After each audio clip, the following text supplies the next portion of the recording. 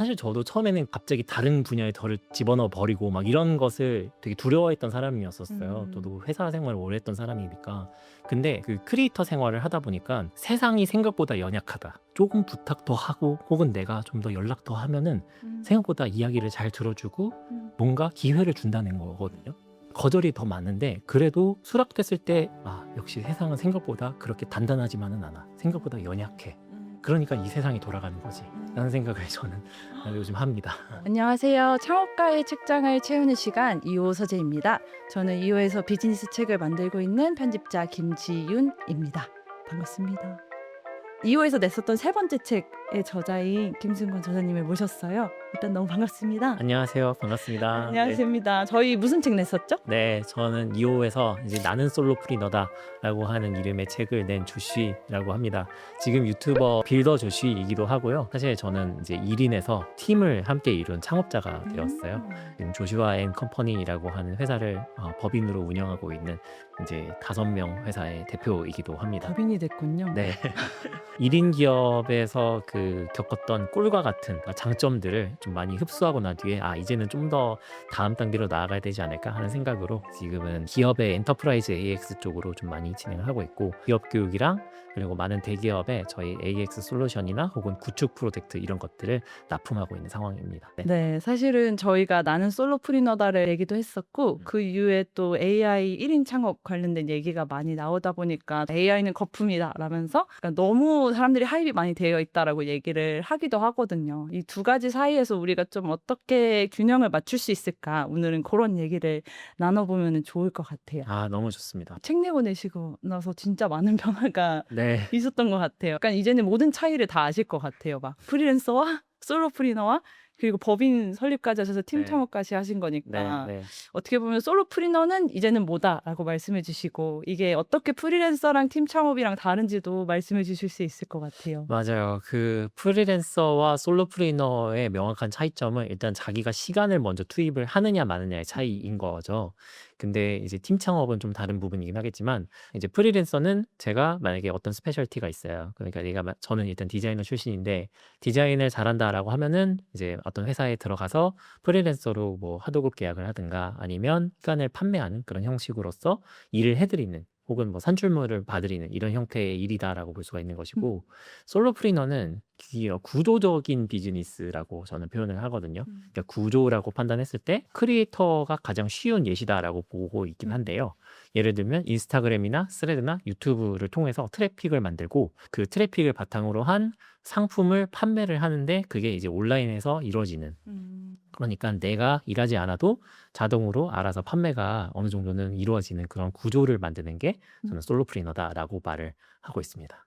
맞아요. 그래가지고 처음에 이제 책에서도 처음에는 약간 프리랜서에 가깝게 일을 시작하셨다가 점점 솔로프리너가 되는 과정을 보여주셨었어요. 네. 그 솔로프리너로 구조를 만들어가는 과정이 어떠셨는지 조금 더 얘기를 나눠주시면 좋을 것 같아요. 저는 이제 SK그룹에서 디자이너로 일을 했었던 사람이었는데, 그때는 사이드 잡이라는 게 있었죠. 이제 스타트업이나 이런 회사들에서 어느 정도 좀 일을 봐드리고 제 시간을 투입하면서 디자인을 같이 해드리는 시간 투입의 일을 했었습니다. 근데 그러다가 제가 이제 23년부터 뉴스레터를 좀 시작을 했었어요. 그게 감사하게도 이오 플래닛에 계속 글을 올리다 보니까 거기서부터 많은 트래픽이 생겨서 여러 연락들이 오기 시작했습니다. 어떤 뭐 연사들한테서 연락이 온다든가 광고 요청이 온다든가 아니면 뭐 교육, 뭐 컨설팅 이런 것들을 해달라라고 하는 그런 기회들이 많이 생기게 됐는데, 거기서부터 가능성을 좀 찾기 시작했고, 이 트래픽을 내가 고정적으로만 좀 만들 수가 있으면 그거 가지고 내가 어떤 사업과 연계를 확실히 더 지을 수 있겠구나 라는 생각을 했고, 그때 처음으로 판매했던 게 아무래도 진입이 쉬운 거 역시 강의 사업 같은 거였던 것 같아요. 그리고 커뮤니티나 혹은 이런 것들을 같이 판매했었는데, 네, 그걸 기반으로 시작을 해서 온라인에서 어떤 솔로프리너 클럽이라고 하는 걸 만들어가지고 처음에 시작을 했었습니다. 맞아요. 그래가 처음에는 약간 디자인을 해주시는 일을 좀 더 해주셨던 것 같은데 사실은 처음에 의도하고 뉴스레터를 뭔가 하셨다거나 의도하고 솔로프리너가 돼야지 막 계획을 세워서 하셨던 거는 아니었던 것 같아요. 되니까 한 거죠. 그죠? 되니까 있다는 거는 네. 했을 때 일단 해보는 시도를 하셨던 거네요. 맞아요. 네. 그때 처음에 약간 어떻게 시작하셨는지도 조금 얘기해 주실까요? 처음 시작했을 때는 23년 6월이었는데요. 음. 그때는 저 말고도 여러 다른 뉴스레터 플레이어들이 좀 있었습니다. 저도 쓸 수 있지 않을까 하는 생각을 했었고, 좀 IT 관련해서 제가 한번 나도 글을 써보자라고 하는 느낌으로 한번 내보고 싶었습니다. 근데 그 중에서 가장 참고가 됐었던 곳은 레니의 뉴스레터라고 하는 곳이었어요. 그때 당시에 딱 50만이 되어 있었는데 그 얘기를 딱 했었어요. 아, 뉴스레터를 솔직히 말하면 10개 이상 쓰는 사람은 거의 없다. 명심해야 될 것은 일관성과 퀄리티, 이것 빼곤 없다라고 하는 거예요. 내가 50만까지 올 수 있었던 비결은 정말 꾸준하게 일관성에 집착을 해서 퀄리티를 높이는 일 빼고 없었다라고 하더라고요. 그래서 매번 일주일이 돌아올 때마다 그 인디애나 존스 영화 같은 걸 보면은 큰 돌이 날라와가 그것들을 뛰쳐나가는 그런 마감이라는 돌. 네, 마감에 쫓기는 그런 짤이 있습니다. 근데 그걸 딱 올리면서 매주 어떤 월요일이 나에게는 이와 같았다라고 표현을 하더라고요. 근데 그게 어떤 걸까 해가지고 한번 도전해보자, 한번 꾸준하게 한 번만 써보자라고 했었던 그 시절의 도전이 저의 그 어떤 새로운 기반을 마련해 준 것 같아요. 그래서 하나의 글 쓸 때 그때는 AI도 잘 안 돼 있어서 2023년까지만 해도 네. 그랬죠. 그래서 15시간씩 썼어요, 하나 글. 네. 그렇게 매주 해봤습니다. 저도 조시님 글이 맨 처음에 올라왔었던 때를 기억하거든요. 근데 처음에 에어비앤비 CEO가 PM이 없어질 거라고 얘기했었던 거를 처음에 써주셔서 그 이후에 많은 사람들이 뉴스레터를 보게 됐었는데 퀄리티를 유지해야 된다라고 말씀해 주신 부분이 좀 인상 깊은 것 같거든요. 왜냐하면 말씀해 주신 것처럼 퀄리티를 유지하는 거는 그럼 그거에 대해서 유료로 받아야 된다라는 비즈니스적인 전략이 또 따로 있잖아요. 맞아요. 근데 이거를 무료로 또 접근하신 이유가 있을까요? 유료급의 글이나 콘텐츠를 무료로 제공하면 사람들은 어떤 빚을 얻었다라고 하는 생각을 하게 됩니다.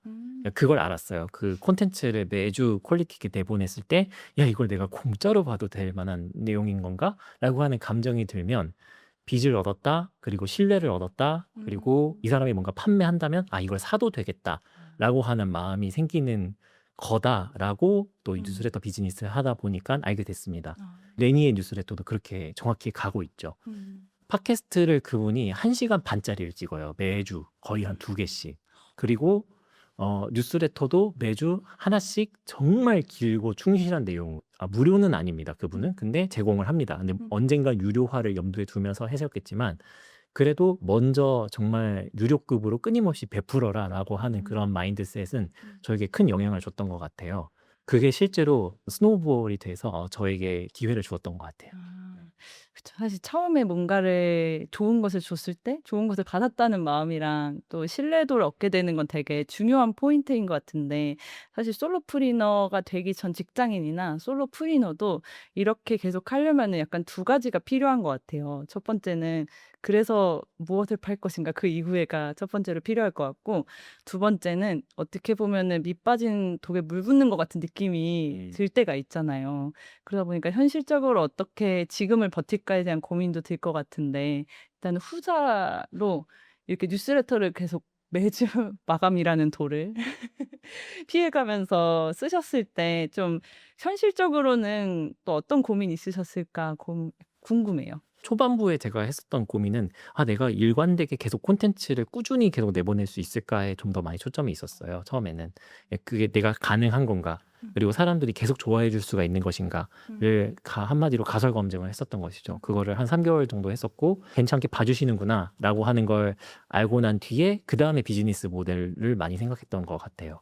그 기반 주출돌이 마련이 되어야 나는 뭐라도 팔 수 있겠다는 생각을 그 당시에 했었고, 그게 첫 번째 고민이었는데 그게 어느 정도 해소가 됐습니다. 내가는 꾸준히 저만의 감도를 통해서 콘텐츠를 내보낼 수 있겠다라고 하는 생각을 하게 됐고요. 그 다음에는 뭘 팔까라고 하는 데 있어서는 사실은 그 세상에 우리가 독립해서 나왔을 때 사실 판매할 수 있다는 수단 자체는 아주 많지는 않습니다. 크게는 유형별로 좀 나뉠 수 있는데 누군가를 가르쳐 준다던가 아니면 누군가 남의 일을 내가 돕는다던가 아니면 내가 어떤 디지털 상품을 판매한다던가 이 정도의 카테고리 안에서 사실 크게 벗어나진 않아요. 대부분의 어떤 디지털 비즈니스 같은 경우에는. 근데 그 안에서 가장 그래도 빠르게 효과를 볼 수 있었던 거는 당시 했었던 슬랙 기반의 커뮤니티 비즈니스였었고 그리고 유료 구독 멤버십이었었어요. 그러니까 살아있는 어떤 그 커뮤니티를 운영하기 위해서 끊임없이 물붓기가 상당히 중요했지만 그래도 사람을 그 딱 락인시키고 그 멤버들을 계속 늘려 나가면서 그래도 월에 꽤 큰 의미 있는 수익을 냈었던 걸로 기억을 합니다. 근데 그렇게 그 콘텐츠를 꾸준히 내가 일관성 있게 낼 수 있느냐, 퀄리티를 잡으면서 갈 수 있느냐에 대한 고민이 해소된 뒤에는 이제 계속 비즈니스적인 고민만 했었어요. 어떤 비즈니스 모델이 나한테 가장 적합할까라는 것들을 정말 많은 실험을 했습니다. 비즈니스는 진짜 어려운 거예요. 네. 지금도 사실 고민이고요. 지금도 사실은 저는 한 4-5개 비즈니스를 동시에 같이 하고 있는데 그 안에서도 어떻게 하면 좀 더 자리를 잘 잡으면서 할 수 있을까는 계속 생각을 하게 되는 부분인 것 같아요. 네. 그쵸. 약간 1인 창업자들에게도 어려운 부분이고 네. 계속 고민되는 부분이실 것 같은데 콘텐츠는 콘텐츠대로 처음에 이제 0에서 시작해서 사람들의 트래픽을 얻기까지가 어렵다면 비즈니스는 계속 변화하는 거를 어떻게 캐치해서 나에게 맞는 걸 하느냐가 또 어려운 부분인 것 같아서 참 비즈니스는 쉽지 않구나 라는 생각이 들어요. 정말 쉽지 않습니다. 네. 너무 어렵죠. 하지만 재밌습니다. 뭔가 모든 비즈니스를 다 해봤다라고 하는 느낌이 들 정도로 거의 했는데 그때마다 그래도 좀 성장을 했구나라는 그 느낌이 참 좋아요. 진짜요? 네. 진짜 어떤 것까지 좀 해보셨는지. 컨퍼런스 같은 걸 좀 했었어요. 제가 일단 솔로프리너 시절에 같이 하자라고 해서 컨퍼런스를 한번 연 적이 있었습니다. 그것도 1인 개발자 컨퍼런스를 했었어요. 당시에 400명 정도의 규모를 또 모아가지고 당시에 그 적은 인원으로 같이 그걸 수행을 해봤었는데 사람들이 꽤 그런 것들을 좋아한다는 걸 알았었어요. 모임을 정말 좋아하시는구나. 그리고 그 모임을 통해서 그래도 현장에서 얻는 인사이트에 대한 값어치를 중요하게 생각하시는구나. 그것도 알았고 세일즈는 사실 이 많은 트래픽이 있으면 뭔가 우리가 그 현장에서 뭔가 판매한다던가 혹은 온라인 웨비나 상에서 뭔가 판매한다던가 했었을 때 그 결제 전환율이라는 게 있습니다. 근데 그게 오프라인 현장에서 아주 높구나라는 걸 또 그때 알았었죠. 그래서 그런 컨퍼런스도 해봤고 기업에서 이런 뭐 영상 외주를 갑자기 해달래요. 갑자기. 그러니까 AI 콘텐츠 같은 것들을 점심마다 틀어보고 싶은데 네가 그거를 좀 할 수 있겠니? 라고 하시는 거예요. 그게 2024년쯤인데 삼성에서 의뢰가 왔었어요. 당시에. 그래서 하루에 10분 정도의 영상을 그냥 간단하게 어떤 활용법 같은 걸 녹화해서 줄 수가 있느냐라고 하는 그런 영상 외주 문의도 좀 왔었고 네네네. 그런 것들을 어떻게든 또 수행해서 또 한마디로 뭐 큰 월 현금 흐름을 또 만들었던 기억도 납니다. 그런 것들도 해보고 과외도 해보고 과외요? 과외는 갑자기 너무 다른 건데. 과외도 해봤어요. 그러니까 그래요? 과외도 저는 이제 AI 크리에이터다 보니까 그래도 조직에서 높으신 분들이 가끔 과외 요청을 하실 때가 있어요. 그래서 그때 막 시간당 내가 얼마든 다 줄 테니까 과외를 하면 어떻겠냐라는 제안을 하시는 거예요. 근데 그거를 한번 해봤습니다. 한번 해보고 장단점을 좀 파악을 했었죠.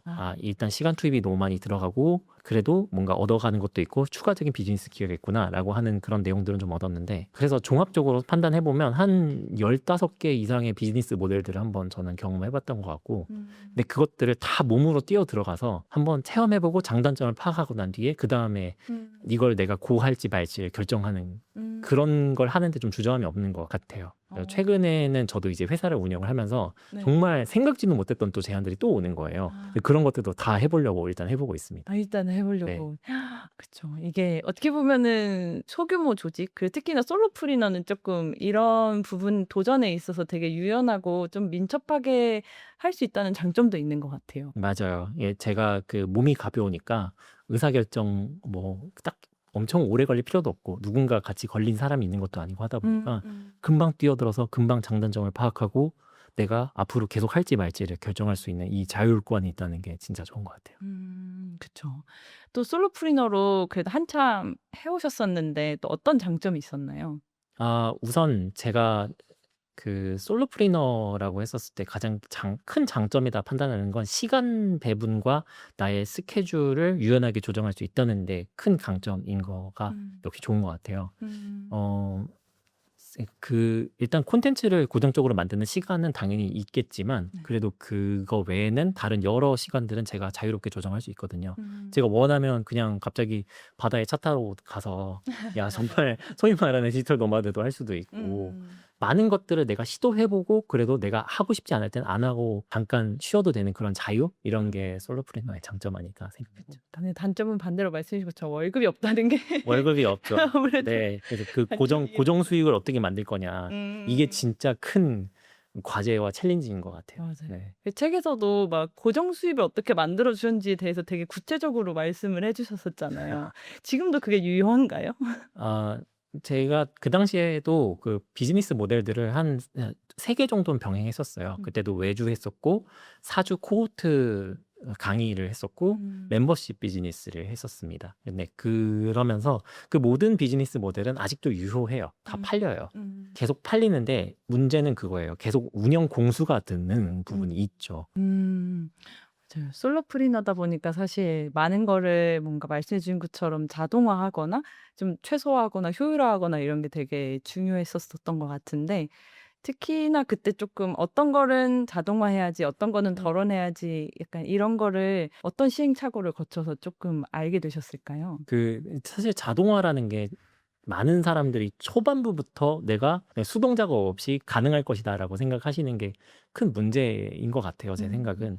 근데 초반부에는 진짜 몸으로 부딪혀야 되는 것 같고요. 정말 한마디로 개고생을 해야 돼요. 진짜. 개고생을 하면서 그 모든 과정들을 거치는데 거기서 나타나는 패턴들과 반복되는 루프들이 생깁니다. 사업도 똑같을 것 같거든요. 사업도 저는 그냥 저 AI 크리에이터에서 그런 얘기 하지만 사업도 큰 루프 엔지니어링 같아요. 그냥 결론적으로는 그런 생각을 자주 해요. 이거는 그러네. 그러니까 반복되는 패턴 속에서 자동화할 것들을 찾고 그것들을 최대한 내가 뭐 이거는 사람만이 할 수 있는 일, 이건 AI가 할 수 있는 일, 그리고 이건 나만이 할 수 있는 일, 이런 것들을 구분하는 그런 게 상당히 중요했었습니다. 그래서 그 솔로프리너가 된 지 한 1년 정도 만에 어떻게 하면 내가 좀 더 내가 리소스를 안 들고 일을 할 수 있을까라고 했었을 때 일주일간의 모든 태스크들을 다 나열을 해봤더니 한 60개 정도 되더라고요. 근데 그 중에 40개는 제가 없어도 되는 것들이 좀 있었어요.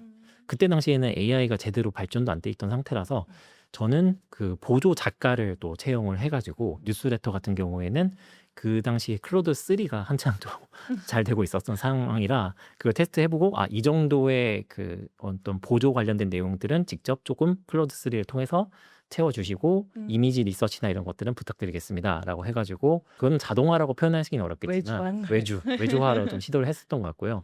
궁극적으로는 사람들은 아무래도 그래도 좀 손으로 쓴 그리고 좀 고생한 티가 나는 그런 글들을 좋아하는 건 사실인 것 같아요. 지금과 같이 이런 팟캐스트를 통해서도 어느 정도는 제가 이렇게 실제로 현장에서 말을 하는 것들을 사람들이 더 네네. 좋아할 확률이 높으시잖아요. 그런 게 좀 있는 것 같습니다. 네, 말씀해 주신 것처럼 약간 먼저 뭔가를 선물 받았다는 느낌을 아무래도 다른 분들이 원하시는 면도 있는 거네요. 콘텐츠 관련해서는. 맞아요. 선물 받았다라고 하는 그 느낌이 진짜 중요한 게 하나의 글을 길게 보더라도 뭔가 감정이 통하고 야 이거는 너무너무 좋은 글이었습니다라고 하는 그 후기를 가끔 받을 때가 있는데 그때는 이분들이 감정 상태가 올라 있어서 어떤 제안을 해도 다 받아들일 것만 같은 그런 느낌까지 오시는 것 엄청 같아요. 오픈되어 있는 맞아요. 그런 거군요. 네, 맞습니다. 근데 그걸 만들기 위해서 이제 저는 고객의 온도를 올린다라고 표현을 하는데 그것까지 도달하는 게 상당히 예전에는 우리가 대면도 하고 해서 어려웠지만 지금은 콘텐츠, 유튜브, 인스타그램 이런 수단들을 통해서도 어느 정도는 제가 없이도 그걸 만들 수가 있다 보니까 그런 사회에 사는 게 어쩌면 지금 현대 솔로프리너의 장점이 될 수 있겠죠. 그쵸. 솔로프리너는 어떻게 보면은 고객의 온도를 잘 올리는 게 되게 중요한 것 같은데 그게 예전에는 진짜 어려웠던 것 같긴 하거든요. 예전에는 정말 어려웠던 것 같아요. 네. 네. 근데 말씀 주신 것처럼 콘텐츠라든지 아니면은 커뮤니티 라든지 약간 요런 부분들 통해 가지고 할 수 있게 됐다는 게 새로워진 지점이 아닌가 싶기는 하네요, 진짜. 맞습니다. 저희 아까 이야기 나누던 중에 15가지 비즈니스를 다 직접 좀 부딪혀 가지고 해 보셨다고 말씀을 해 주셨어요. 결국은 무언가는 하고 안 하기로 선택을 하신 거잖아요. 이게 어떤 건 고 하고 어떤 건 스톱하기로 할지 어떻게 결정하셨을지 궁금해요. 모든 문제는 시간과 돈으로 수렴한다고 생각을 음. 합니다. 그러다 보니까 임팩트가 큰가 안 큰가로 판단을 다 했었던 것 같아요. 아. 그리고 그 추가적인 기회로 이어지느냐 마느냐의 또 기준이었던 것 같습니다. 이를테면은 과외 같은 경우에는 제가 일부러 그 현장까지 찾아가 가지고 음. 제가 한두 시간 정도 계속 일을 봐 드리고 이분의 니즈나 이런 것들 해결해 드리고 뭐 심지어 제가 개발도 해 드렸어야 아. 됐었어요.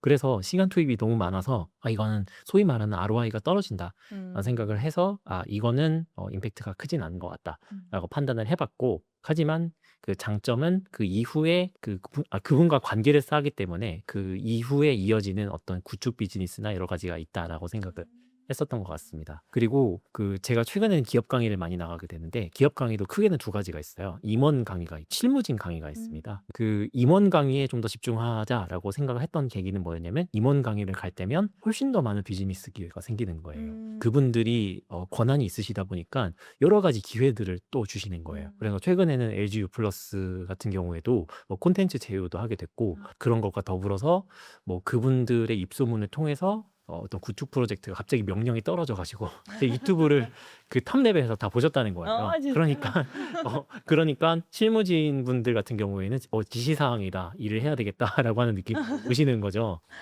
그런 그 경험을 통해서 알았던 저만의 인사이트를 토대로 의사결정을 했었던 것 같고요. 그래서 좀 선택과 집중을 직접 체험해 보면서 항상 좁혀 나갔던 것 같습니다.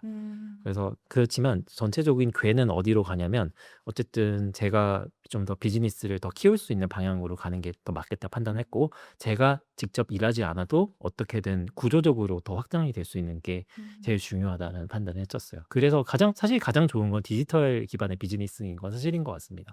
각자의 상황이 있겠지만 나이가 젊다면 최대한 많이 실패를 해보시는 게 맞지 않나 하는 생각을 합니다. 저처럼 너무 안정적인 비즈니스만 추구하는 형태가 아니라면요. 근데 이게 창업도 사실 여러 가지 색깔이 있는 거니까요. 어떻게 보면은 솔로프리너도 뭐 스타트업 창업하고는 또 다르게 새롭게 나온 거기도 하고, 또 솔로프리너여서 안정을 추구하는 면도 있는데, 또 한편으로는 말씀해 주신 것처럼 뭔가 ROI를 따지고 임팩트를 최대한 1인으로서 키울 수 있는 방향도 고민을 해 보게 되는 것 같아요. 맞아요. 맞아요. 약간 그런 유혹도 있을 것 같아요. 이게 솔로프리너로 하다 보면은 말씀해 주신 것처럼 구조적으로 임팩트를 키워야 된다는 걸 머리로 알지만, 이게 내가 하고 싶은 일 하고 싶을 때도 있잖아요. 그거가 임팩트와 좀 배치되는 상황일 때는 고민될 수도 있을 것 같아요. 정말 고민을 많이 했었어요. 저도 한 번은 그런 일이 있었어요. 콘텐츠도 잘 돌아가고 있고, 근데 제 나름대로의 비즈니스가 잘 돌아가다 보니까 시간이 남는 거예요. 드디어 내가 이제 시간이 남는 이 타이밍까지 내가 왔구나라는 걸 깨달았을 때, 나도 해외에 있는 솔로프리너들처럼 이제 살아야지 라는 생각을 하게 됐어요. 예를 들면 하루에 4시간만 일하는 하루에 4시간만, 난 일주일에 4시간만 일한다. 그거를 하고 싶었거든요. 근데 저는 제가 그런 삶을 좋아하는 줄 알았어요.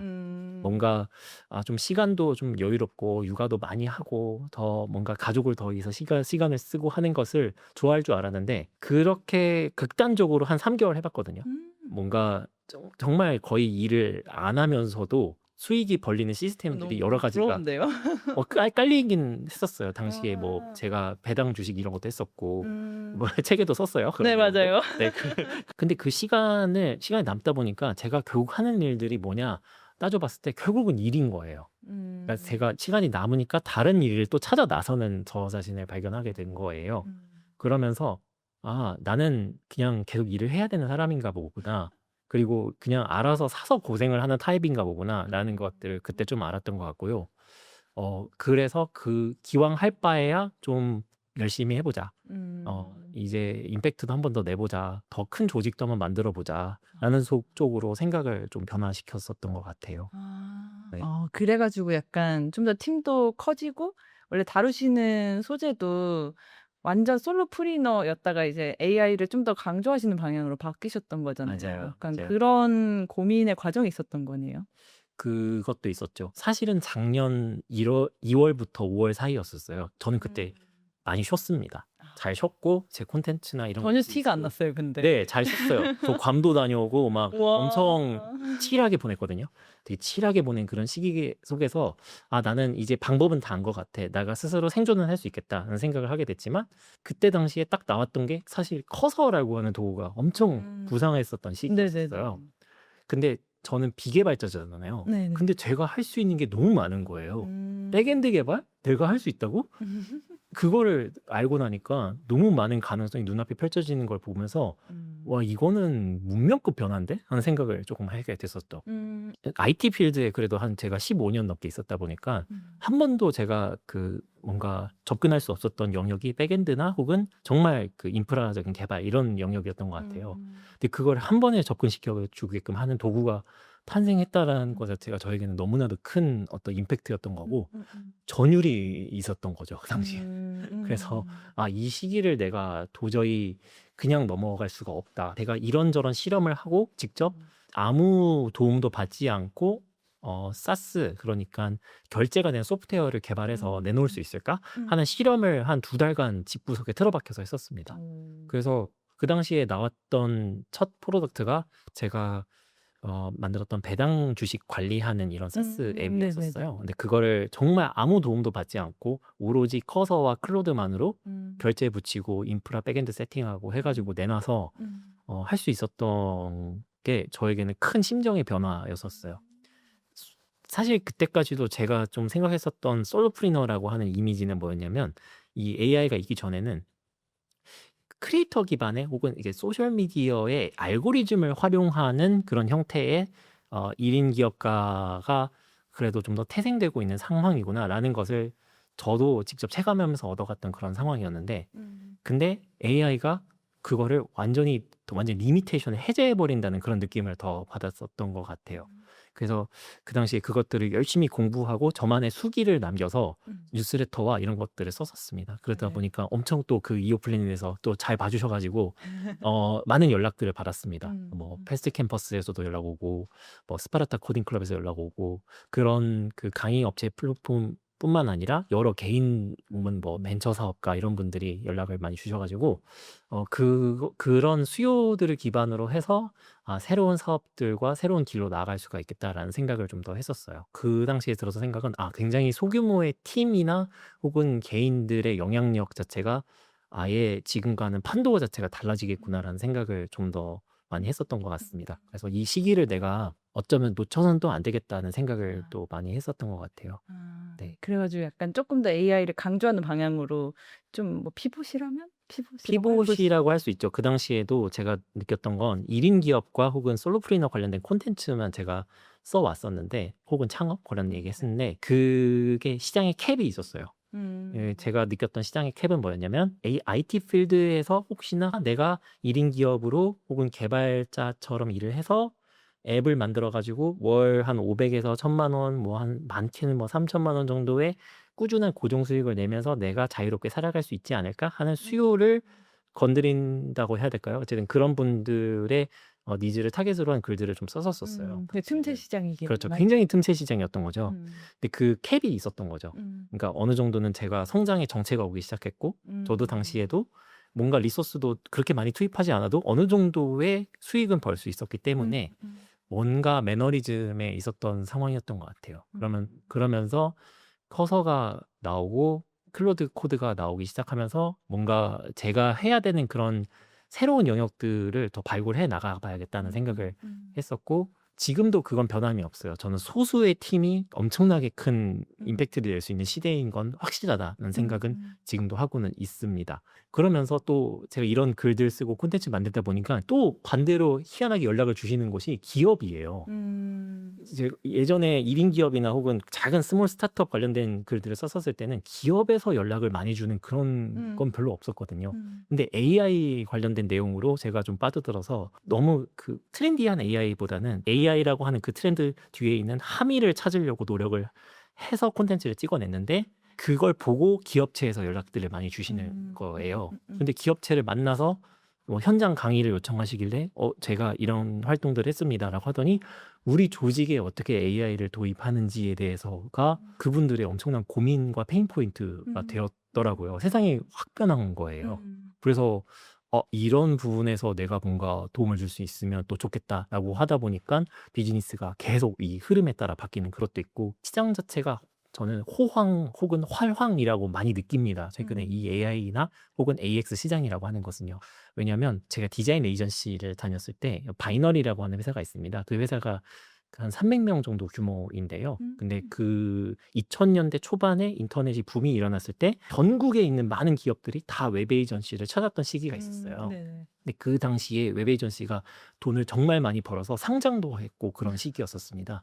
근데 그때가 사람들이 정말 많이 찾아주니까 너무 많은 일이 벌어지고 있고 활황이다라고 하는 그런 시기가 있었던 것이죠. 그러면서 점점 뭐 스마트폰이 나오고 점점 소강 상태로 접어들었지만 지금 저는 약간 기시감이 드는 게 그때 2000년대 초반에 웹 에이전시의 엄청난 활황 시기가 지금이 아닐까 하는 생각이 들었었어요.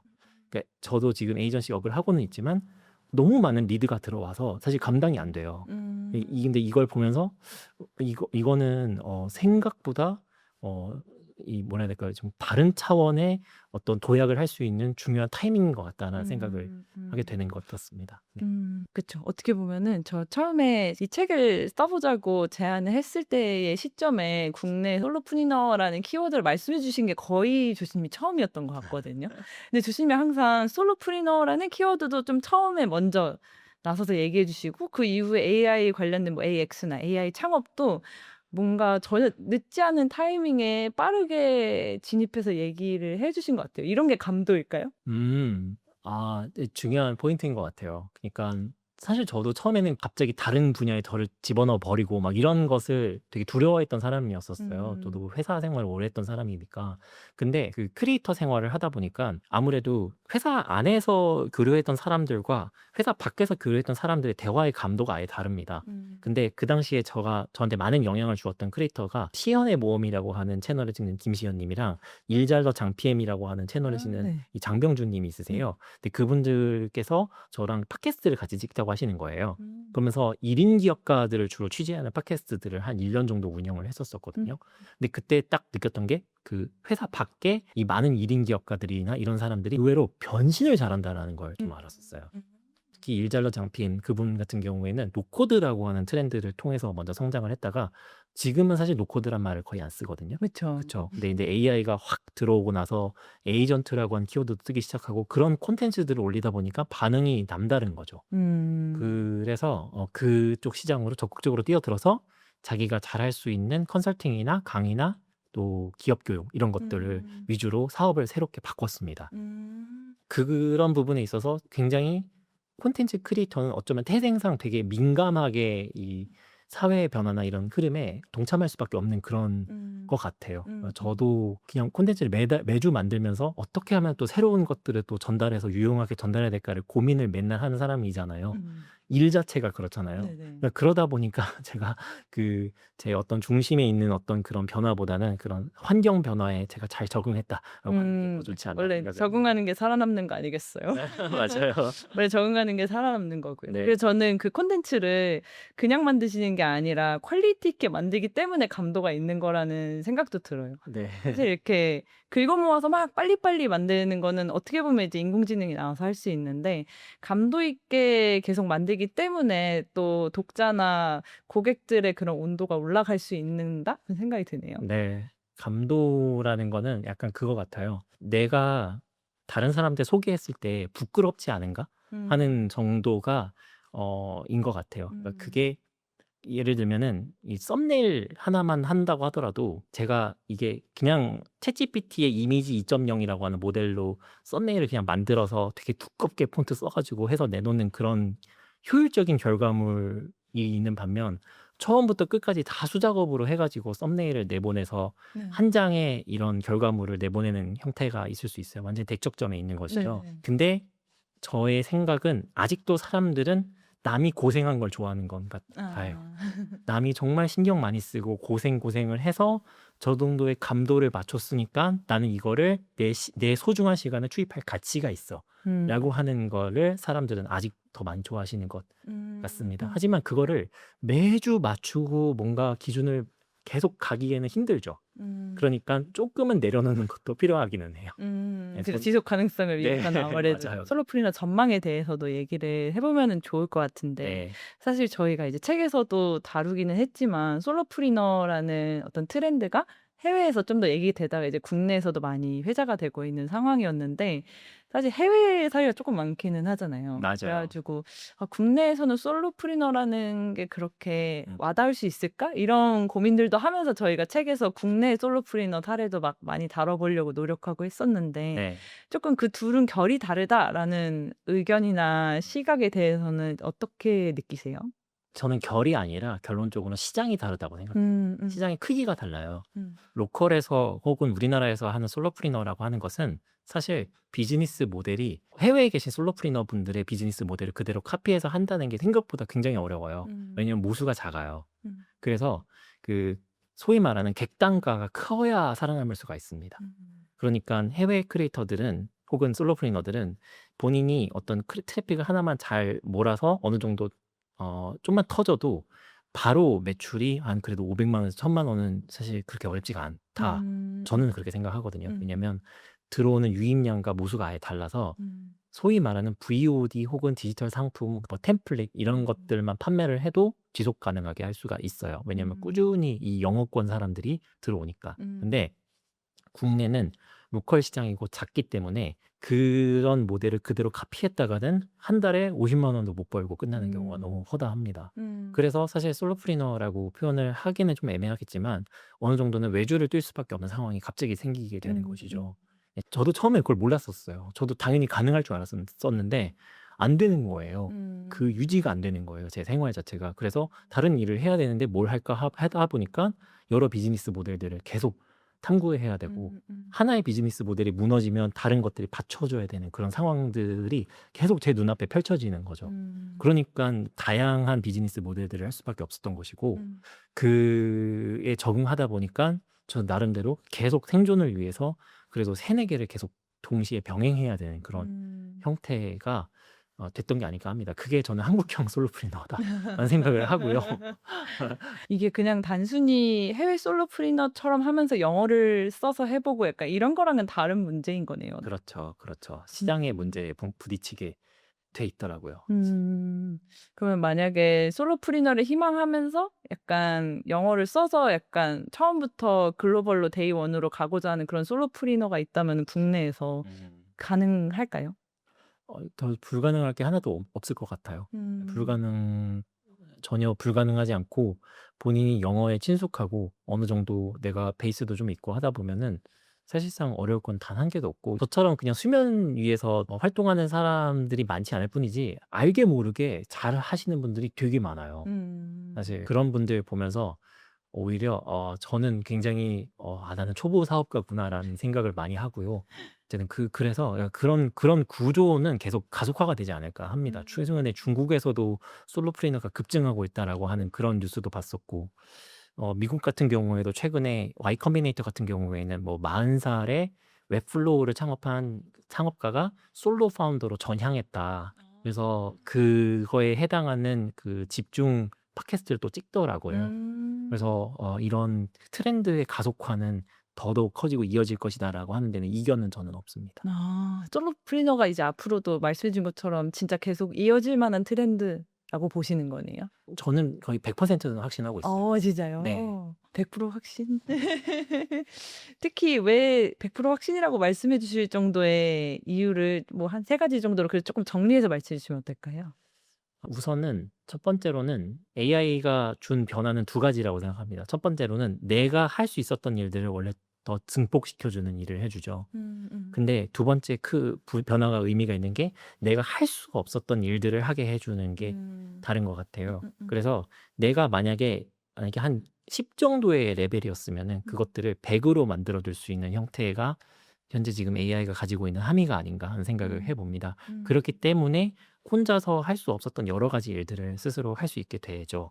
여러 가지로. 그리고 도구만 잘 활용을 하면은 예를 들면 광고 집행이라든가 트래픽을 만드는 일도 인위적으로 요즘은 뭐 메타 MCP라고 해서 광고 집행 같은 것도 오토메이션을 할 수가 있어요.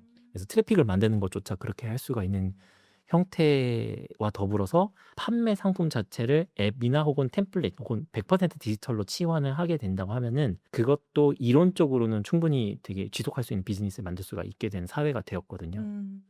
그 실제로 한국에 그런 분들이 상당히 많기도 하고요. 네네네. 그래서 그런 부분에 있어서 저는 어쨌든 이런 그 트렌드가 계속 지속될 것이라는 게 이견이었고요. 두 번째로는 사람들이 조직 생활에 대해서 사실 힘겨워하고 있는 그런 트렌드가 계속 이어왔었잖아요. 근데 오히려 반대로 이제는 조직에서 그 '우리 조직이 정말 필요할까?'에 대한 의문을 갖기 시작한 사회가 되었어요.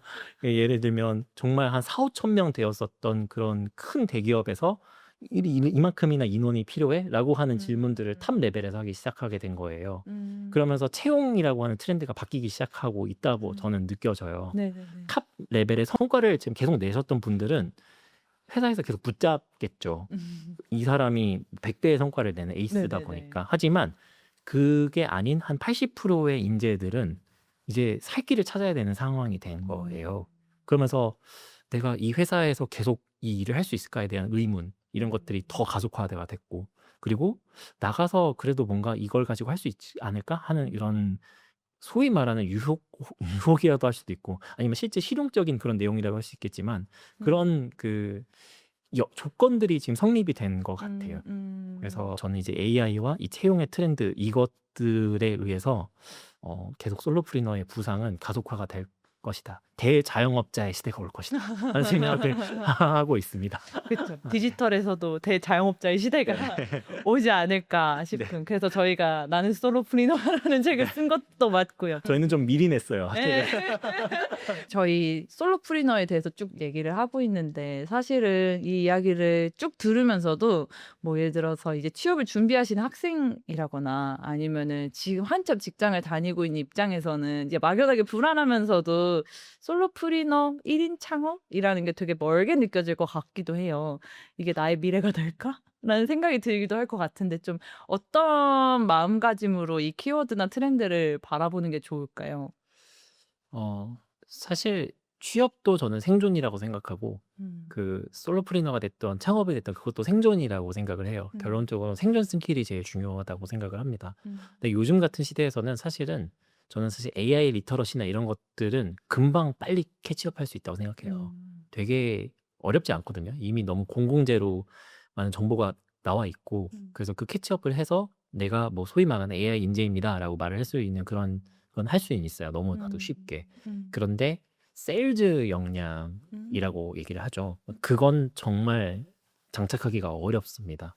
그래서 저는 취업이든 어쨌든 창업이든 그 역량만 있으면 두 모든 현장에서 살아남을 수 있다고 생각을 해요.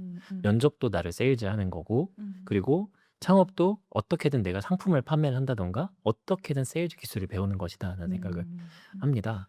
그 마이리얼트입이라고 하는 회사 아시겠지만 그 회사가 AX 랩이라고 하는 거를 AI 랩이라고 하는 거를 만들었었어요, 예전에. 근데 그게 한 2년 전 이야기인데 그 조직을 만들고 나서 전사 AX를 다 수행을 했고 전사 AX가 어느 정도 완료가 됐다라고 해서 그 조직이 해체가 됐습니다. 근데 그다음에 새로 만든 게 세일즈 랩이라고 하는 거더라고요. 개발자 혹은 이제 디자이너 PM들이 본인 회사에 가지고 있는 어떤 리소스나 이런 것들을 외부에 직접 가서 현장에 고객들을 만나고 세일즈를 하는 것들을 따로 이제 공부한다고 하더라고요. 근데 그게 결론적으로는 AI 시대에 쉽게 AI가 대체할 수가 없다라는 영역으로 간주가 되고 있는 것이죠. 누군가가 세일즈를 가르쳐주고 뭔가 판매할 수 있는 기술들을 알려주신다고 하시면은 사실 돈과 시간을 투자해서 꼭 그걸 배우셨으면 좋겠어요. 그게 결국은 뭐든지 걸리게끔 하는 방법이라고 생각하거든요. 그러니까 무작정 시도한다고만 되는 게 아니라 시도하고 깨지면서 배우면서 '아 어떻게 하는 게 더 효과가 있었구나. 판매 혹은 뭐 나를 좀 더 세일즈하는 데 효과가 있었구나.'라는 것들을 배워가면서 그 기술을 장착하는 게 지금 현재 시대에 가장 걸맞는 태도가 아닐까 하는 생각을 합니다. 네. 너무 좋은 말이네요. 네. 개인적으로 좋아하는 말 중에서 "콘텐츠는 영업사원이다."라는 말을 되게 좋아하거든요. 근데 말씀해 주셨던 "세일즈가 중요하다. 콘텐츠는 퀄리티다." 그러니까 이 모든 것들이 그 내가 가지고 있는 가치를 파는 거랑 다 연결이 되어 있는 것 같아요. 들어보면. 정말 맞아요. 네. 너무 어려워요. 하지만 저는 그 말도 되게 좋아해요. 세상이 생각보다 연약하다. 전 이 말도 되게 좋아해요. 그게 무슨 말인가요? 무슨 말이냐면 세상을 뚫어내는데 생각보다 그렇게 항상 돌담 같지 않다는 거죠. 너무 돌다리 같지 않다는 거죠. 생각보다 뚫었을 때 깨진다는 거예요. 그러니까 내가 사실은 세상과 부딪혔을 때 사람들이 조금 부탁 더 하고 혹은 내가 좀 더 연락 더 하면은 생각보다 이야기를 잘 들어주고 뭔가 기회를 준다는 거거든요. 그게 그래서 저는 이 비즈니스를 직접 하다 보니까 미팅도 되게 많이 해요. 하지만 거절이 더 많은데 그래도 수락할 때도 되게 많거든요. 거절이 압도적이긴 하겠지만 그렇지만 수락됐을 때 역시 세상은 생각보다 그렇게 단단하지만은 않아. 생각보다 연약해. 그러니까 이 세상이 돌아가는 거지. 라는 생각을 저는 요즘 합니다. 좋은 말을 또 오늘 네. 하네요. 네. 너무 좋은 것 같습니다. 그러면 약간 이런 식으로 해서 이제 AI가 진짜 많은 뭐 창업 뭐 솔로프리너라는 키워드에도 지금 영향을 미치고 있고 그리고 최근에는 아무래도 기업 관련된 AX도 많이 보시다 보니까 AI가 전방위적으로 영향을 미치는 걸 많이 보실 것 같은데 두 가지를 얘기해 보면 좋을 것 같아요. 일단은 현장에서 느끼는 어떤 뭐 기성 기업이든 아니면 새로 창업하시는 분들이든 AI를 좀 어떻게 바라보고 있는지 가장 옆에서 보고 계실 것 같아서 첫 번째는 현장의 페인 포인트가 좀 어떤지 궁금한 것 같고 두 번째는 사실 어떻게 보면은 당사자이시기도 한 거잖아요. AX와 AI 창업에 대해서 얘기하지만 내가 그걸 해야 되는 사람이기도 한데 그걸 좀 어떤 식으로 좀 소화하고 계신지도 궁금한 것 같아요. 네. 사실 제가 뭐 AX 전문가입니다라고 말을 해서 제가 이렇게 이 일을 하는 게 아니라 시장에서 그거를 물어보시고 제가 나름대로 해법을 저도 도와드리려고 찾았기 때문에 이 일을 하는 거다라고 봐주시면 너무 좋을 것 같고요. 일단 사실 저는 대기업 쪽에 현재 일을 많이 하고 있는 상황이긴 합니다. 근데 그런 큰 조직에서 어느 정도는 정말 특이한 상황인 것 같은데 그런 정말 탑 레벨에 계셨던 분들이 이 변화에 대해서 굉장히 크게 인지하고 계신 것 같아요. 더 많이 관심을 가지시는 것 같고요. 예를 들면 SK그룹 같은 경우에는 1인 1에이전트를 만들어라고 하는 지령이 떨어졌어요. 전 구성원에게. 근데 당장 내가 할 수 있는 게 없어요. 바이브 코딩도 몰라요. AI도 잘 몰라요. 일단 해야 돼요. 해야 되니까 하게 되는 상황인 거는 사실인 것 같아요. 네, 그러면서 일이 돌아가는 게 있는데 당장 어떻게 해야 될지를 모르니까 교육을 찾는 거고 컨설팅을 찾는 거고 구축을 해달라고 하는 수요가 있었던 것으로 시작을 했었습니다. 네, 그러면서 느낀 게 제가 바라보는 AI라는 건 결국은 IT 혹은 개발이에요. 결론은 효율화로 들어가거든요. 그런 뭐 여러 가지 피지컬 이런 부분들도 있겠지만 제가 바라보는 시야는 현대의 디지털 비즈니스, 웹 혹은 앱 비즈니스 이쪽에 더 국한되어 있다고 볼 수 있습니다. 근데 그런 쪽 같은 경우에는 생각보다 사람들이 지식이 없어요. 이 개발 지식이라든가 혹은 내가 이걸 뭔가를 만들기 위해서 해야 되는 굉장히 제반 지식 같은 게 있어야 되는데 그게 예를 들면 뭐 백엔드 관련된 여라든가 프론트엔드라는 거라든가 아니면 뭐 개발을 하게 됐을 때 우리가 좀 알아야 되는 환경을 세팅하는 거라든가 이런 기초 교육이 아무것도 없는 상태에서 그 AX를 해라라고 하니까 다들 이렇게 헤매고 있는 거예요. 이 AI는 계속 팔로우업을 하면서 이 센싱을 계속 해야 된다고 생각을 해요. 그 센싱이라는 무엇이냐라고 했을 때 AI가 어디까지가 할 수가 있는 거지? 라는 그 감각이 중요하다고 판단을 해요. 근데 대부분의 그 실무자분들은 아실지 모르겠지만 탑 레벨에서는 어디까지 가능한지가 너무 크게 열려 있는 경우가 많아요. 모든 것이 다.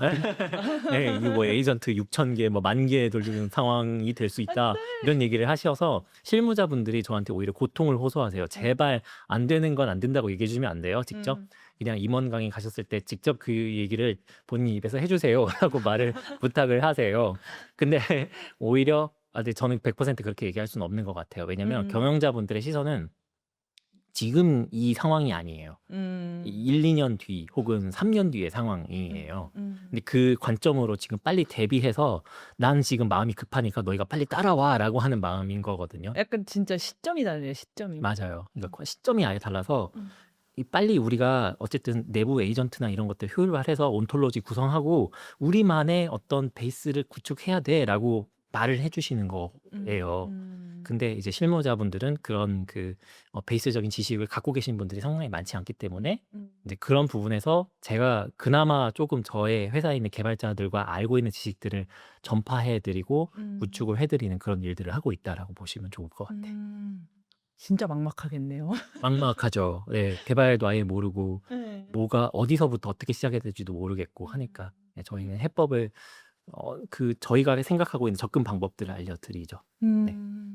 그 두 가지가 사실 조씨님 회사에서도 마찬가지로 고민하시는 지점일 것 같아요. 첫 네. 번째가 조씨님도 디자이너시긴 하지만 음. 개발자는 아니셨으니까 이 모든 개발 언어와 환경과 약간 뭐 로직과 이것도 모르겠는데 어떻게 할 것인가. 그리고 그거를 실무자들이 어떻게 할 것이며 실무자들 입장에서 내가 이거를 왜 할 것인가 했을 때 어떻게 움직일 것이냐 이런 것들도 다 고민이실 것 같거든요. 그래서 이런 현장의 페인 포인트를 거의 비슷하게 느끼실 것 같은데 네. 또 어떻게 좀 회사에서는 AX를 바라보고 계신지도 궁금해요. 네, 일단 제가 디자이너 출신이라서 그 지점에 장점도 있고 단점도 있어요. 이게 장점이라고 표현을 하면은 일단 저는 대기업 출신이고 조직에 대해서 좀 알고 있는 상황입니다. 조직의 생리라든가 이제 이 AX를 갑자기 해라라고 지령이 떨어졌을 때 어떻게 액션 플랜을 짜고 설정해야 될 것인가에 대한 그런 것들을 제 감에선 눈에 보이는 부분이 있어요. 저는 PM도 같이 했었으니까요. 그래서 그런 부분들을 설정을 해드리고 그리고 이대로 로드맵을 가야 됩니다. 그리고 이런 액션 플랜에 따라서 이렇게 가야 됩니다. 라는 부분들까지는 같이 가이드를 해줄 수 있습니다. 근데 제가 실제로 개발자처럼 뭐 온톨로지를 구성한다든가 백엔드 인프라를 구성한다든가 이런 부분들까지 제가 직접 제 입으로 말했을 때는 사실 신뢰감이 떨어질 수가 있죠. 그래서 그 부분들을 저희 회사 개발자분들과 함께 보완해서 내보내고는 합니다. 그래서 그게 지금 제가 가지고 있는 어떤 강점이라고 할 수 있는 것이고요. 비개발자의 시선에서 제가 그걸 공감해주고 그 솔루션을 말씀해 드릴 수가 있는 것 같아요. 그래도 저는 개발을 조금 알고는 있거든요. 1년 정도 개발을 했었었고 근데 그 정도의 어떤 레벨과 지식과 함께 더불어서 실제로 제가 정말 개발을 아예 몰랐었던 그런 상황도 이해를 하고 있으니까 그리고 UX 디자이너라고 하는 업태의 특성상 사용자의 공감이 제일 중요하거든요.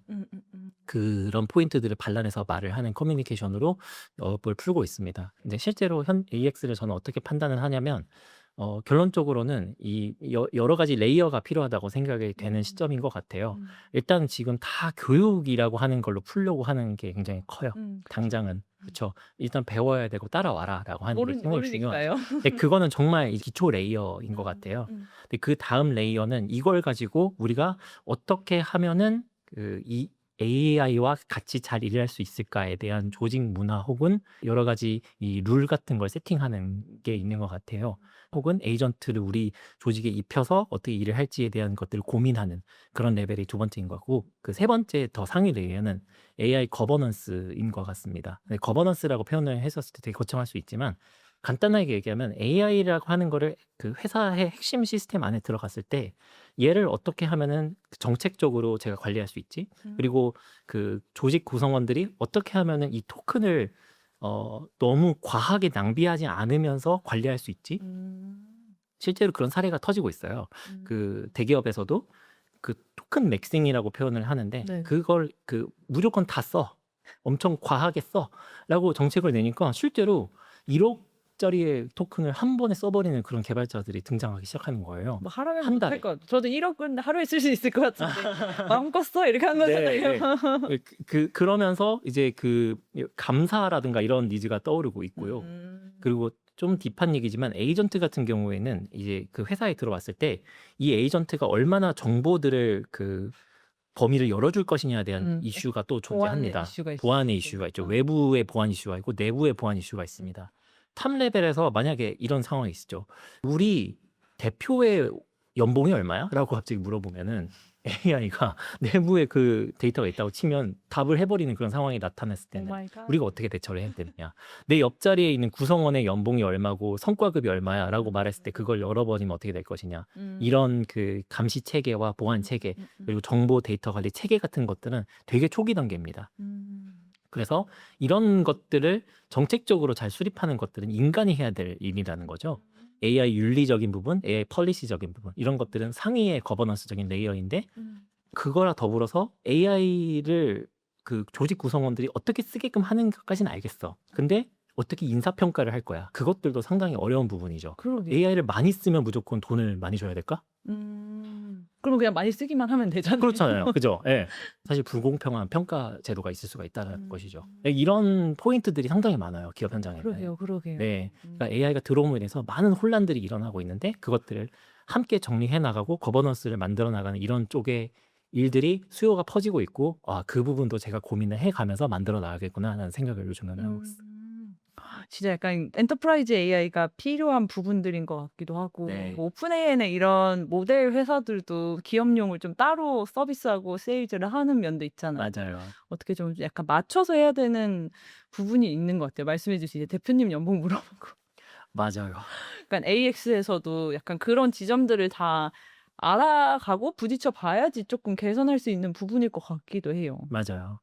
인간만이 가지고 있었던 감도의 영역들이 이제 더 많이 대체될 것이다라는 게 이제 저희 바라보는 전망인 것 같아요. 첫 번째로는 제 주변에 PD가 있는데 네. 편집 자체를 어떻게 하면 좀 이 과정 자체를 줄일 수 있을까에 대한 것들을 자기가 도구를 만들고 있어요. 근데 자기가 직접 써보니까 내가 앞서서 컷 편집 초벌 했었던 것들에 대한 80%는 얘가 해도 되겠는 걸 자기가 이제 판단을 하기 시작한 거예요. 근데 디자이너 혹은 편집자 혹은 이런 예전에 정말 감도가 필요했던 일들까지도 지금 다 차오르고 있구나라는 걸 보면서 인간이 해야 될 일이 정말 무엇이냐에 대해서는 좀 많이 달라질 것 같다는 생각을 합니다. 예전과는 다르게 이런 콘텐츠 작업, 감도가 필요한 일 이런 것들이 더 많이 느낌이 좀 많이 바뀌겠다는 생각을 하게 돼요. 맞아요. 그리고 막 그런 조직에서의 그런 부분을 튜닝 잘하고 하는 것들이 훨씬 더 중요해질 것 같아요. 어떻게 보면은 뭐 디자인이라거나 뭐 영상 콘텐츠 만드는 일이라거나 개발은 그러니까 퍼블릭한 면이 있어서 모델들이 되게 금방 따라올 수 있는 것 같은데 그 기업 내에 뭐 특정 정보 아니면 어떤 식으로 일이 되고 안 되고 약간 어떻게 AI를 접목할 수 있고 이거는 사실 약간 베일에 쌓여져 있는 네. 부분이 있잖아요. 맞아요. 그러다 보니까 말씀 주신 것처럼 이제 까딱 잘못했다가 대표님 연봉 말해주는 AI가 되고 근데 이걸 어떻게 안 하게 할 수 있는 AI로 잘 만들어 가느냐가 지금 되게 필요한 니즈는 많은데 약간 뭔가 미지의 영역처럼 되어 있는 것 같기도 하고. 그래서 오히려 반대로 거기가 기회의 영역이라고 생각이 들어요. 오히려 저는 이 거버넌스를 관리하는 사람, 보안을 관리하는 사람, 내부적으로 데이터 통제를 하는 사람들이 각 조직마다 배치가 될 것이라는 생각이 거의 확신해 있었어요. 그래서 그 지점이 정말 필요한 영역이구나. 왜냐면 제가 최근에 AI 서밋 혹은 뭐 2000 포럼 아니면 여러 기업들의 이런 포럼들 얘기 가보면 다 AI 얘기밖에 없어요. 근데 그분들이 다 비슷하게 얘기하는 특정 주제들이 있는 거예요. 그렇다 치면 그건 다 공통의 주제가 되는 것이죠. 네네네네. 근데 거기서 어떻게 문제를 해결해 나갈 것인가에 대한 부분들이 기회의 지점이라고 생각을 했는데 제가 방금 말씀드린 그런 지점들은 아직 그레이 존인 거죠. 하지만 수요가 분명히 앞으로 폭증할 것이다라고 하는 데선 저는 이견이 없습니다. 왜 팀마다 존재할 거라고 보시는 걸까요? 감사가 필요하다는 거예요. 이 사람과 AI가 어울리려면 사람 자체가 완벽하지 않은 생물이기 때문에 내가 악한 의도를 마음껏 써버리고 싶으면 완전히 악해질 수밖에 없는 것 같거든요. 막 콘텐츠를 대량으로 찍어내서 남의 것들을 복사해가지고 막 이렇게 만들어버리면 그것도 누군가한테 피해가 되는 일들인 거잖아요. 근데 그거는 현실 세계에서 이미 일어나고 있는 일들인데 기업 현장에서는 그게 없을 수가 없는 것 같아요. 자기가 열심히 회사에 있는 보안 시스템들을 직접 마음만 먹으면 뚫어가지고 내부에 있는 이런 비밀 정보 같은 것들을 캐서 줄 수도 있는 거잖아요. 그죠?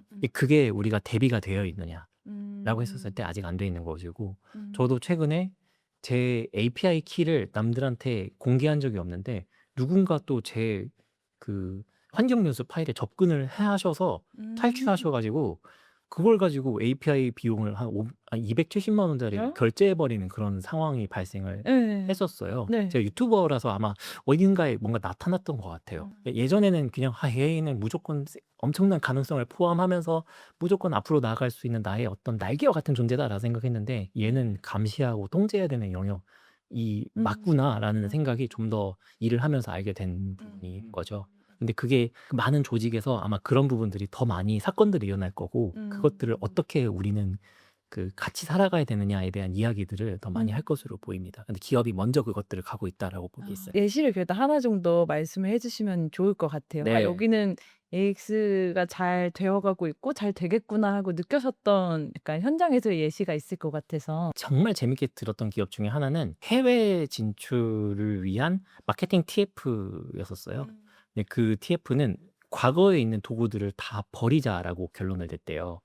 카카오톡도 쓰지 말자. 슬랙과 깃헙과 그리고 커서, 그 당시에는 커서가 네. 됐었기 때문에 지금 클로드 코드지만 근데 그 정도의 툴로 제약을 하고 우리가 하는 모든 도구나 이런 것들을 다시 세팅을 하자라고 의사결정을 했대요. 그러면서 오히려 과거의 도구들이나 이런 것들을 안 써버리니까 자기가 필요해서 만들게 되는 것이죠. 실제로 지금 다 셀프 메이드가 되는 시대거든요. 그래서 자기들 팀에 걸맞는 형태로 이 도구들이 세팅이 되고 만들어지다 보니까 그 남이 만들어 온 도구보다 훨씬 더 사용 빈도가 높아지는 거예요. 자기의 의도가 들어가니까. 그러면서 더욱더 예를 들면 퍼포먼스 마케팅을 연결한다던가 혹은 이 고객과의 뭐 세일즈 메일을 보낸다던가 했었을 때 훨씬 더 최적화된 형태로 자기가 일을 할 수 있게 됐다라는 결론을 얻었었어요. 그래서 오히려 이 AI 시대에는 도구가 많은 것보다 그냥 딱 필요한 도구 몇 개만 딱 가지고 일을 하는 게 정말 정말 중요하구나.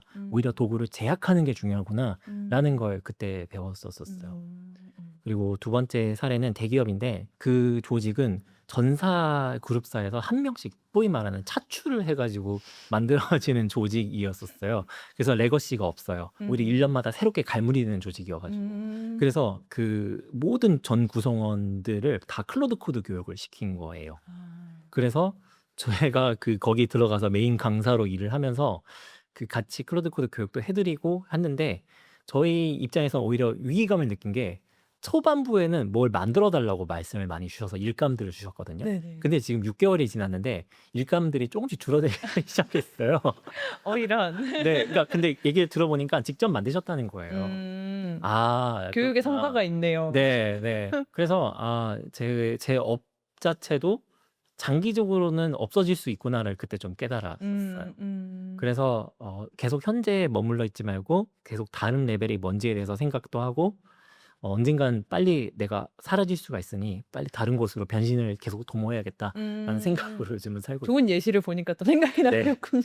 맞아요. 어떻게 보면은 말씀인 것처럼 모든 도구 원래 일하던 방식 자체를 그냥 완전히 약간 절벽에 낭떠러지 하듯이 바꾸는 게 좀 쉬운 결정은 아니었을 것 같다는 네. 생각도 드는 것 같아요. 되게 현명한 결정이셨던 거죠. 그냥 한번 실험을 해보자라고 했던 그 형태가 오히려 네이티브한 조직을 만든 게 아닌가 하는 생각을 합니다. 기존에 있는 분들이 이제 AI를 활용해서 막 도구도 만들고 일하는 환경이나 일하는 방식도 바꾸고 사람을 그럼에도 불구하고 채용해야 된다면 누굴 채용하고 왜 채용하느냐가 점점 더 중요해지기도 하고 진짜 좀 바가 좀 높아지는 면도 있는 것 같아요. 맞아요. 되게 공감되는 게 사실 저도 이제 회사를 운영하는 대표로서 5명 한 사람 한 사람 채용하는데 엄청나게 고민을 많이 해요. 정말 한 사람 채용하는 게 무섭거든요. 왜냐면 고정비 그쵸. 있기 때문에. 고정비가 제일 무섭죠. 월세가 무섭죠. 맞아요, 맞아요. 그러면서 이제 제가 생각했던 채용의 기준은 감도입니다. 일단 첫 번째. 감도를 얼마나 가지고 계시냐가 첫 번째인 것 같아요. 사람이 어느 정도는 내가 대화해보고 판단했었을 때, 이 정도 수준의 감도가 있으신 것 같다라고 그 정도가 있으시면은 데리고 온다라는 거거든요. 그 감도라는 게 여러 가지가 엮여 있는 말인 것 같아요. 취향 아니면 선택적인 기준이 까다롭다. 그리고 다른 사람들이 인정할 수 있는 결과물을 만든다라고 하는 여러 가지 레이어가 들어가 있는 말이거든요. 근데 그런 부분들 위주로 채용을 한다는 것은 AI가 그만큼 그걸 대체할 수가 없다라는 뜻이겠죠.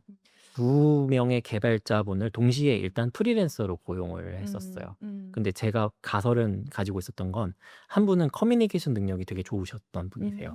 예를 들면 언어를 되게 잘하시고 일본어 네이티브한 그런 경우도 되게 많이 보이셨고 해외에서도 일을 많이 하셨던 분이셔서 개발자이신데 특이하게도 이런 커뮤니케이션 능력이 굉장히 좋으시네 하는 분이 한 분 있었습니다. 근데 다른 한 분은 개발 능력이 되게 좋으신 분이셨어요. 뭐 기술적으로 굉장히 뛰어나고 어려운 일들 잘 착착 수행해내고 인프라적인 세팅을 잘 하시는 분이었습니다. 그분들과 2달을 함께 프로젝트를 드리고 일을 했는데 결과적으로 뽑힌 분은 커뮤니케이션 능력이 뛰어나신 분이셨어요. 왜냐하면 이분이 저희 비즈니스에 적합했던 거죠. 그냥 간단하게 얘기하면 저희는 여러 가지 프로젝트들을 동시다발적으로 수행을 하는 외부 커뮤니케이션이 굉장히 중요하신 분을 뽑는 게 정말 중요했는데 이분의 태도와 능력에 고객들이 만족하시는 걸 확실히 눈에 보게 된 거예요. 그래서 저랑 계약을 하시죠. 저는 너무너무 같이 일하고 싶습니다라고 해서 큰 돈을 주더라도 모셔야 된다는 생각을 했고 연봉 1억을 들여서라도 이분을 데리고 와야 되겠다 하는 리스크를 감수할 수가 있었어요. 작은 조직한테는 부담이잖아요. 어떻게 그럼요. 네. 일단 뭐 어떻게 될지 모르겠다. 대표가 책임지자 해서 그분들을 모셔게 됐는데 어쨌든 핵심은 그거 같습니다. 어쨌든 이 AI 시대에 뭔가 대체될 수가 없을 것 같은 그런 능력을 가지신 분들이 음. 채용이 된다는 그런 느낌이 저는 더 확신이 되는 것 같아요. 어떻게 보면은 약간 채용 기준 아니면은 채용의 맥락이라는 게 되게 중요해지는 것 같고 그게 아까 말씀 주신 일의 맥락이랑 되게 닿아 있는 것 같거든요. 네. 이게 진짜 결국은 취업자 입장에서는 내가 AI를 통해서 어떻게 할 수 있고 무엇을 세이즈할 수 있고 그리고 회사가 무엇을 원하는지도 그러면은 고민을 하게 되면서 계속 나아가야 되는 것 같고 회사 입장에서는 우리가 무슨 일을 하고 그래서 누가 필요하고 왜 필요한지를 더 되게 뾰족하게 생각해보게 되는 것 같아요. 맞아요. 그러면서도 AI에 대한 이해도를 절대 늦춰서는 안 될 것 같아요. 네. AI에 어떻게 내가 함께 일했는가에 대한 증명이 있으시면 되게 좋지 않을까 생각을 해요. 증명? 네. 그러니까 단순히 그냥 나는 챗GPT를 이렇게 PPT로 했어요. 뭐 젠스파크로 이미지 잘 만들어요. 라고 하는 레벨은 사실은 잘 안 될 가능성이 높아요. 오히려 그것보다는 내가 나름대로의 그 지식 체계를 여기다가 저장을 해서 저의 업무의 효율화를 좀 더 했었습니다. 라고 하는 쪽에 어떤 입증과 증명, 그리고 그게 팀으로 퍼졌을 때 팀의 효율성과 그 생산성에 도움이 많이 됐습니다. 라고 하는 형태가 훨씬 더 설득력이 높아지는 사회가 된 것 같아요. 그걸 잘하려면 일반적인 AI 다루는 게 아니라 클로드 코드, 코덱스 아니면 약간 이 AI 코딩류의 이런 도구들이나 이런 학습들이 필요한 게 사실인 것 같고 저는 기업 현장에 나갔을 때 이런 말들을 해요. 오늘도 이따가 기업 강의를 가는데 그때 제가 아직도 클로드 코드나 혹은 코덱스를 안 쓰시는 건 솔직히 말씀드리면 기준 이하입니다. 라고 말을 가차없이 해버려요. 정말로요. 왜냐하면 너무 기본 리터러시라고 생각을 하는 거예요. 저의 입장에서는. 그냥 그걸 쓰지 않는다라고 하는 게 상상이 안 되는 거예요. 이게 한마디로 그런 큰 기업에서 월급을 받는다라고 하는 게 내가 아무리 스페셜티가 좋아도 그거를 쓰지 않는 형태로 일을 하는 것이 나중엔 허용이 안 될 것 같다는 생각을 하게 되는 것 같아요. 오히려 경각심을 가져야 되는 것 같죠. 마치 스마트폰을 안 쓰는 것과 똑같은 거거든요. 직장이라면 어느 정도는 내가 신규로 취업을 한다던가 혹은 어떤 조직 자체에서 생산성을 높이고자 하는 그런 업무에 있어서는 이 기본 리터러시가 들어가야 되는데 그게 저는 클로드 코드 혹은 코덱스 이런 류의 코딩 도구다라고 생각을 하는 것이죠. 그러면은 이제 시작을 해야 되는 거잖아요. 클로드 네. 코드나 코덱스로 이제 저 같은 사람도 시작을 해봐야 되는 건데 네. 어떻게 보면은 교육의 1단계 영역에서 이제 저같이 무지랭이는 어떻게 이 AI를 약간 처음에 입문을 할 수 있을까요? 사실 공공재로서 너무 많이 나와 있어요. 유튜브에도 제 유튜브에도 있고요. 빌더주씨 유튜브 채널 구독하셔도 되는데 농담입니다. 근데 어떻게 시작을 하느냐는 사실은 일단 많은 어떤 레퍼런스를 학습하는 게 중요한 것 같아요. 뭘 할 수 있구나를 깨닫고 그것들을 나의 어느 정도 센싱에 넣어놓은 다음에 이걸 통해서 이렇게 한번 할 수가 있어? 라고 물어보고 한번 결과물을 받아보는 이런 반복적인 피드백 루프가 있어야 된다고 생각을 해요. 그냥 단순히 설치부터 막혀가지고 이거는 도저히 나는 설치조차 할 수가 없어 라고 하시는 분들도 상당히 많은데 그렇게 생각하지 마시고 설치는 어떻게든 설치 영상도 나와 있고 어떻게 활용하는지도 영상도 나와 있고 이런 세상에 많은 이 공공재들을 어떻게든 활용을 하는 게 지금 제일 중요하다고 생각을 하고요. 강의 플랫폼에 그런 모든 내용들은 이미 굉장히 저렴한 가격에 판매가 되고 있습니다. 그래서 더 이상 사실상 진입장벽이 아닌 거죠. 네, 진입장벽 자체가 아닌 거죠. 그렇게 음. 생각을 해요. 정신없이 돌아가는 기술판과 근데 또 한편으로는 이거는 너무 이제 막 시끌벅적한 하이비다라는 비관론 사이에서 조씨님은 두 가지 양 사이드를 다 보게 되는 것 같거든요. 그럼 조씨님이 이 사이에서 어떻게 중심을 잡는지 조씨님과 조씨님 회사를 잡아주는 중심이 뭔지가 궁금해지는 것 같아요. 저도 근데 사실 AI 트렌드가 너무 빨리 바뀌어 가지고 저도 버겁거든요. 약간 막 정신 나갈 것 같다는 분들도 있었어요. 저 아는 분 많죠. 중에서도. 많죠. 네. 그런 분도 있어요. 너무 빨리 따라가는데 지금 굳이 따라가야 되나? 한 1-2년 뒤에 따라가도 되지 않을까? 그냥 지금 놔버리지 뭐 하시는 분들도 많아요. 근데 저는 AI는 문명급 변화인 것 같아요. 그냥 음. 스마트폰급의 변화인 것 같고 스마트폰 그 이상의 급인 것 같고 음. 너무너무 기본적인 소양으로서 우리가 좀 고민해야 될 영역이라고 생각을 하고요. 음. 어 앞으로 사실 이거를 어렸을 때부터 좀 다듬고 내가 이걸 언제나 함께할 수 있는 어떤 친구로서 생각을 해야만 하는 영역이라고 저는 확신은 하고 있고요. 음. 그런 면에서 너무 빨리 바뀌어가는 이 트렌드 안에서 어떻게 중심을 잡을 것이냐라고 했었을 때 제가 드리는 말씀은 이 파도라고 저는 표현을 하거든요. 음. 그러니까 우리가 그 서핑보드라든가 이런 걸 탈 때 파도가 밀려오면은 그걸 타려고 노력을 하잖아요. 하지만 언젠간 넘어지고 물에 네. 빠지고 다시 일어나서 가잖아요. 음. 약간 그런 태도가 되게 음. 중요하다고 생각을 해요. 음. 어떻게든 이 흐름을 밀려오는 파도를 내가 온몸으로 막고 중심을 잡아서 가야 되는 것 같고요. 저희 회사도 그런 부분에 있어서 고객들이 이미 바이브 코딩을 다 할 줄 알면은 우리 회사는 개발할 게 없잖아요. 네. 사실상. 그럼 우리가 앞으로 새롭게 해야 될 건 뭐지? 라고 해서 끊임없이 변화를 해서 새로운 방향으로 제시를 하고 나아가는 게 저희가 해야 될 일이라 생각을 하는 것이죠. 그건 저는 파도를 타는 것이다라고 표현을 합니다. 네. 그렇죠. 그 파도를 타면서 나름의 또 재미도 느껴봐야 되고요. 네, 맞아요. 맞아요. 근데 너무 뭐 과잉해서 그걸 섭취할 필요는 없고 정말 내가 가슴에 와닿는 변화라고 느꼈을 때 그 정도의 어떤 인사이트만 가져도 충분하다고 생각을 해요. 그런 변화는 1년에 몇 번 오진 않거든요. 전 최근에 그냥 클로드 디자인에서 그걸 한번 느꼈던 것 같고 정말 역대급 변화 정도만 조금 따라가도 살아남지 않을까 하는 생각을 하기는 합니다. 하지만 최전선에 있으신 분들은 계속 센싱을 해야 되겠죠. 그렇죠. 조씨님도 그런 사람 중에서 한 명이고. 저는 그냥 받아보고 그냥 계속 평가하고 이게 대체 어디 쓰이지?라고 하는 그런 부분들 고민하면서 나가고 있고요. 저는 AI 뉴스를 제가 유튜브나 혹은 거기 쓰지 않아요. 스레드나 소셜 미디어는 뉴스를 다루진 않아요. 네네. 절대로. 뉴스보다는 그 속에 들어있는 어떤 의미나 이 실제로 활용법이 정말 유용하다 싶을 때 그나마 그때 얘기를 하는 편이기는 합니다. 어떻게 보면은 임원분들이 먼저 막 이 인공지능에 막 반응하시는 이유 중에서 하나인 것 같아요. 사실 맞아요. 한국에서 인터넷 버블도 있었고 모바일도 있었고 근데 그때마다 잘 된 회사도 있고 놓쳐서 망하거나 잘 안 된 회사도 있고 그렇잖아요. 그거를 저희도 이제 몇 번씩 겪고 있으니까 약간 이번에 인공지능을 놓치면 안 된다는 생각을 임원분들이 먼저 하고 있는 것 같다는 생각도 들고요. 맞아요. 그러니까요. 네. 어렵네요. 그래도 네. 하지만 오늘 조씨님이 AI와 AX 관련된 얘기를 해주시니까 좀 어떻게 중심을 잡아야겠다 하는 생각이 들기도 하네요. 다행입니다. 고맙습니다. 네, 오늘 나는 솔로프리너다 책부터 시작해서 사실 AI와 창업 그리고 또 AX 관련된 부분까지 쭉 저희가 얘기를 나눠봤는데 좀 이 전체를 통해서 아니면 뭐 책으로 좀 더 좁혀도 좋고요. 약간 어떤 메시지를 전달하고 싶었다 하는 게 있을까요? 사실 저는 그런 생각을 해요. 세상이 막 무섭다고 얘기들 많이 하시잖아요. 너무 어렵고. 근데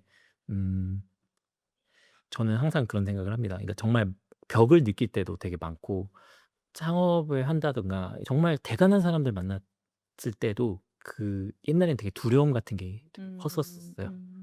이런 뭐 권위도 있고 정말 대단한 사람 앞에서는 되게 위축되는 그런 느낌도 많이 겪었었고 한데 근데 살면서 계속 조금씩 깨달은 건 뭐냐면 별거 없다.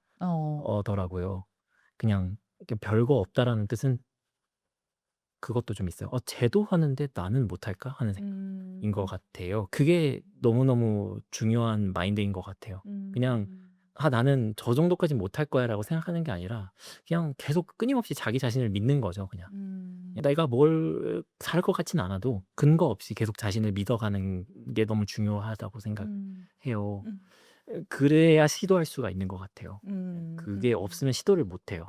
약간 그냥 하기 전에도 위축돼서 '내가 할 수 있을까?' 했더니 또 실패해서 '역시 나는 그렇지.'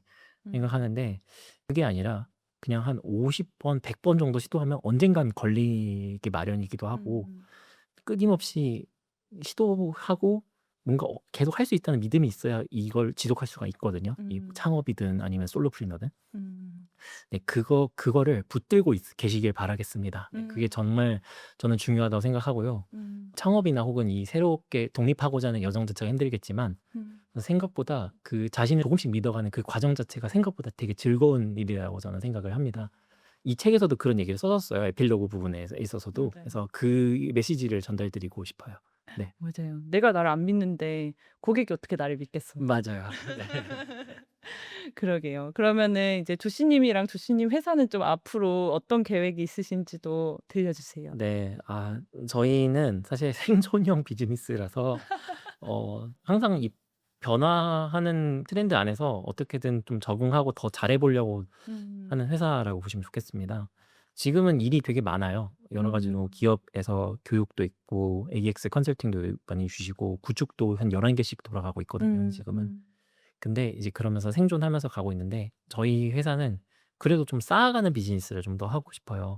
약간 이 강의 혹은 교육 혹은 이런 구축 이런 비즈니스들은 생각보다 빠른 현금 흐름은 돕니다. 근데 이게 반복 수익이 들어갔냐에 대해서는 좀 반대거든요. 계속 새로운 기획과 관리가 들어가야 돼서 사실 사람이 피곤해요. 그리고 매출 자체가 좀 계속 어느 정도 캡이 존재하기 마련입니다. 어떤 추가 리소스가 되지 않는 이상. 그래서 이런 것들 위주로 먼저 하기보다는 저희 회사는 그래도 제품이나 혹은 좀 쌓일 수 있는 이런 쪽으로 더 비즈니스를 변모시켜서 궁극적으로는 그래도 좀 더 큰 규모의 비즈니스 혹은 확장성이 네, 그래서 회사 이름을 조슈아 앤 컴퍼니로 지었어요. 아. 궁극적으로는 저는 그 앤드류 윌킨슨이라는 분의 책을 좋아합니다. 제 뉴스레터에서 한번 썼는데 그분은 저랑 같은 디자이너 출신의 별거 없는 사람이었었어요. 커피 바리스타셨는데 지금은 거의 조 단위의 억만장자가 되신 분이십니다. 근데 그분이 처음 시작하셨던 게 디자인 에이전시였었어요. 그러면서 현금 흐름을 쌓아 나가면서 자기가 인터넷 비즈니스에 조금 밝으니까 이런 작은 소규모 업체들을 조금씩 사기 시작한 거예요. 그러면서 자기 회사에 편입을 시켜서 그 CEO와 같이 비즈니스 키워가지고 매각하는 그런 활동들을 조금 많이 해서 모든 활동들을 토대로 더욱더 큰 지주사를 만들었다라고 합니다. 네네. 그래서 그 책 이름이 바리스타 밀리어네어라고 하는 책이었던 것 같아요. 제 뉴스레터에 하나 있는데 네, 그런 모델을 저도 좀 따라가고 싶다는 생각을 해서 회사 이름을 그렇게 지었습니다. 저희 회사도 일단은 현금 흐름 비즈니스가 지금은 답이겠지만 앞으로 더 많은 회사들과 함께 일할 수 있는 그런 구조를 만들어 나가고 싶습니다. 네. 그리고 또 신간 소식도 있으시잖아요. 아, 네. 감사합니다.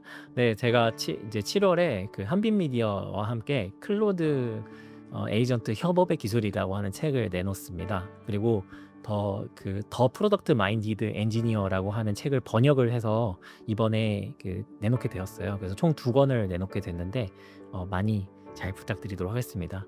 솔직히 말씀드리면 직장인 분들과 기업을 타겟으로 한 책들인데요. 저희 회사들 잘 되려고 제가 열심히 육아하면서 썼습니다. 그래서 잘 부탁드리겠습니다. 그러니까 엄청 힘들게 번역하셨다는 네, 소문이. 맞아요. 네, 그러면서 이 나는 솔로프리너다 책도 같이 사랑해 주시면 너무 감사하겠고요. 네, 오늘 긴 시간 이야기 나눠주셔서 너무 감사합니다. 나는 솔로프리너다의 저자 조씨님하고 같이 이야기 나눠봤는데요. 오늘 솔로프리너 그리고 AI 창업 그리고 AX까지 좀 폭넓은 이야기를 나누면서도 좀 본질적인 이야기를 나눌 수 있어서 좋았던 것 같아요. 네, 저도 너무 좋았습니다. 네, 감사합니다. 편안하게 이끌어주셔서 감사합니다. 사회 능력이 엄청 뛰어나신 이런. 앞으로 100회, 200회 하시길 바라겠습니다. 아, 이거 꼭 넣어주세요. 네. 아, 감사합니다. 앞으로도 승승장구해서 또 나와주시기를 부탁드립니다. 영광입니다. 불러만 주세요. 네, 그러면은 앞으로도 이호서재 많이 사랑해 주시고요. 또 다음에도 유익하고 재밌는 시간으로 찾아뵙겠습니다. 감사합니다. 감사합니다. 안녕.